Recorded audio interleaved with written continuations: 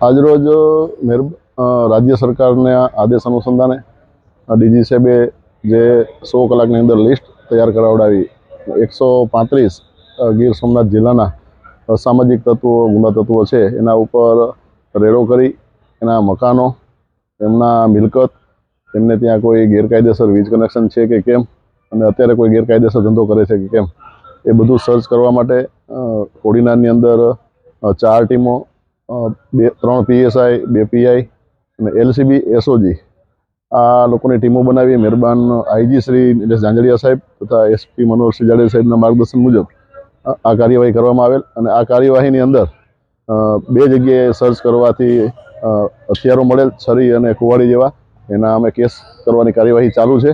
એ સિવાય 6 વાહનો ડિટેન કરેલ છે અને આ કાર્યવાહી સતત ચાલવાની છે। ઘણા બધા ગુનેગારો છે એ પોતાના ઘર મૂકી અને ઘર બંધ કરીને પણ વયા ગયા છે, પરંતુ એની માહિતી બધી એકઠી થઈ રહી છે। જેવી માહિતી બધી કમ્પ્લીટ થઈ જશે તો અમે મામલતદાર, ડેપ્યુટી કલેક્ટર એમને સાથે રાખી અને કાયદેસરની કાર્યવાહી એના ઉપર કરવાના છે। કેટલા ગુનેગારોના જે સર્ચ કર્યું છે કોડીનારમાં લિસ્ટમાં કેટલા લોકો છે? કોડીનારની અંદર ટોટલ 29 લોકો છે લિસ્ટની અંદર। તેમાંથી અત્યારે 29 જગ્યાએ સર્ચ થઈ ગયું છે અને જેમાંથી 7 ગુનેગારો છે એ જેલમાં છે ઓલરેડી અને 15 જગ્યાએ અત્યારે સર્ચ કરે છે। અમારી ટીમ કોડીનાર પોલીસ 3 દિવસથી આ કાર્યવાહી કરી રહી છે। 2-3 દિવસ પહેલા જ 3 જગ્યાએ મીટરો ચેકિંગ કરવા માટે આપી દીધા છે અને એ લોકોને અંદર જો કાંઈ ખામી દર્શાવશે તો વીજ કંપની એના ઉપર કાર્યવાહી કરશે।